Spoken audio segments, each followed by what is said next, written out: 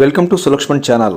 ఈ వీడియోలో బీకామ్కి సంబంధించినటువంటి అడ్వాన్స్డ్ అకౌంటింగ్ అనేటువంటి సబ్జెక్ట్ నుండి most important questions, SA questions మరియు షార్ట్ క్వశ్చన్స్ ఏవైతే ప్రీవియస్ పేపర్లో ఎగ్జామినేషన్స్లో రావడం జరిగిందో అన్ని యూనివర్సిటీల ఎగ్జామినేషన్స్ పేపర్స్ని కలిపి వాటి నుంచి అతి ముఖ్యమైన క్వశ్చన్స్ని తీసుకొని యూనిట్ వైజ్గా మీకు అందించడం జరుగుతుంది.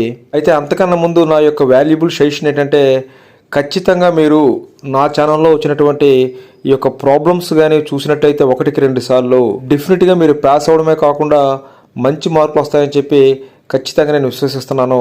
సో నేను చేసినటువంటి వీడియోస్ అన్నీ కూడా అతి ముఖ్యమైనటువంటి టాపిక్స్ నుండి తీసుకుని చేయడం జరిగింది. సో వాటిని కానీ చూసుకున్నట్టు not for profit organization problems అని చెప్పి తెలుగు మీడియం, ఇంగ్లీష్ మీడియము రెండూ కలిపి థియరీ పార్ట్ చెప్పడం జరిగింది. అదేవిధంగా not for profit organization accounts problem అని చెప్పి Telugu medium, English medium problem చెప్పడం జరిగింది. అదేవిధంగా single entry problem Telugu medium, English medium, అదేవిధంగా hire purchase problem Telugu medium, English medium, అదేవిధంగా admission of a partner both Telugu and English medium, retirement of a partner both Telugu and English మీడియము, అంతేకాకుండా treatment of goodwill retirement of a partner, అలాగే how to calculate sacrifice and gain ratios, వీటన్నిటి గురించి కూడా both Telugu and English medium చెప్పడం జరిగింది. నేను ఖచ్చితంగా మీకు హామీ ఇస్తున్నాను, ఈ ప్రాబ్లమ్స్ కానీ మీరు చూసినట్లయితే ఖచ్చితంగా మీరు పాస్ అయితే గ్యారెంటీగా అవుతారు. అంతేకాకుండా మంచి మార్క్స్ రావడం జరుగుతుంది. అయితే ఇంకొక ముఖ్యమైన విషయం ఏంటంటే, ఎన్ని ప్రాబ్లమ్స్ మనకు వచ్చినప్పటికీ కూడా ఒకే యూనిట్ నుంచి రెండూ కూడా థియరీ క్వశ్చన్స్ ఒక్కొక్కసారి అడగడం జరుగుతుంది. అంతేకాకుండా షార్ట్ క్వశ్చన్స్ అన్నీ కూడా థియరీ క్వశ్చన్స్ రావడం జరుగుతుంది. కాబట్టి వీళ్ళందరికీ కూడా నా యొక్క వీడియో ఉపయోగపడుతుందని చెప్పి నేను భావిస్తున్నాను. సో ఫస్ట్ యూనిట్ నుంచి ఒకసారి మనం క్వశ్చన్స్ కానీ చూసుకునేలా ఉంటే, సో యూనిట్ 1 నుంచి first question, what is the nature of non trading organization, what are their features, అలాగే what are the provisions of section 8 of companies act 2013 relating to non trading or service organizations. So అదేవిధంగా third question, explain the features of receipt and payments account and income and expenditure account. So ఈ 3 questions కూడా most important క్వశ్చన్స్గా చెప్పుకోవచ్చును. అయితే ఈ 3 క్వశ్చన్స్లో కొద్దిగా తక్కువ important question ఏమైనా ఉందంటే first క్వశ్చన్గా మనం చెప్పుకోవచ్చును. అదేవిధంగా యూనిట్ 2 కానీ ఒకసారి మనం చూసుకునేలా ఉంటే, దీనిలో first question, what do you mean by single entry system, what are its advantages and disadvantages, అంటే ఒంటిపొద్దు విధానం అంటే ఏంటి, దాని తాలూకా ప్రయోజనాలను, లోపాలను వివరించండి అని చెప్పి అడగడం జరిగింది. అదేవిధంగా what is the statement of affairs and explain the difference between statement of affairs and balance sheet, అంటే వ్యవహారాల నివేదిక అంటే ఏంటి, వ్యవహార నివేదిక ఆస్తిపుల పట్టికి మధ్య గల భేదాన్ని వివరించండి. ఇది కూడా చాలా ఇంపార్టెంట్ క్వశ్చన్. అదేవిధంగా explain the difference between single entry system and double entry system, ఇది కూడా మోస్ట్ ఇంపార్టెంట్ క్వశ్చన్గా చెప్పుకోవచ్చును. ఒంటి పొద్దు విధానానికి, జంట పొద్దు విధానానికి మధ్య గల భేదాలు వివరించండి అని చెప్పి ఖచ్చితంగా అడగడం జరుగుతుంది. ఒకవేళ ఎస్ఏ క్వశ్చన్స్లో ఇవ్వలేని పక్షంలో ఖచ్చితంగా షార్ట్ క్వశ్చన్లు అడగడం అనేది జరుగుతుంది.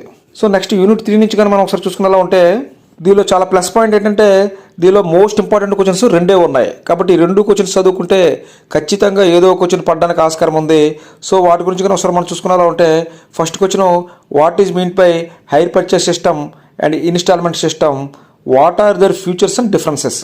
హెయిర్ పర్చేస్ సిస్టము, అంతేకాకుండా ఈ యొక్క ఇన్స్టాల్మెంట్ సిస్టము తాలూకా లక్షణాలు ఏంటి, వాటి మధ్య గల భేదాలేంటి. రెండవది, how do you treat repossession of goods under hire purchase system, అంటే అద్దె కొనుగోలు పద్ధతిలో ఈ యొక్క రీటేకింగ్ గురించి మనం వివరించాలి. నెక్స్ట్ యూనిట్ 4 నుంచి కానీ ఒకసారి మనం చూసుకునేలా ఉంటే, define partnership, what is partnership deed, give its contents, అంటే భాగస్వామ్యం అంటే ఏంటి, భాగస్వామ్యం ఒప్పందం అంటే ఏంటి, అందులో గల అంశాలను వివరించండి. ఇది కూడా చాలా మోస్ట్ ఇంపార్టెంట్ క్వశ్చన్గా చెప్పుకోవచ్చును. అదేవిధంగా briefly describe various methods of treatment of good will on retirement of partner, partner retirement అయ్యేటప్పుడు వివిధ రకాల గుడ్ విల్ పద్ధతులను వివరించండి అన్నది మోస్ట్ ఇంపార్టెంట్ క్వశ్చన్. అదేవిధంగా briefly describe various methods of treatment of good will on admission of a partner, అంటే కొత్తగా మరొక పార్ట్నర్ ప్రవేశించినప్పుడు వివిధ రకాల గుడ్ విల్ పద్ధతులను వివరించండి అని చెప్పి ఈ క్వశ్చన్ ఇవ్వడం జరిగింది. కాబట్టి treatment of good will on retirement of a partner or treatment of good will on admission of a partner, ఈ 2 క్వశ్చన్స్ నుంచి ఒక క్వశ్చన్ కన్ఫర్మ్గా రావడానికి ఆస్కారం అనేది ఉంది.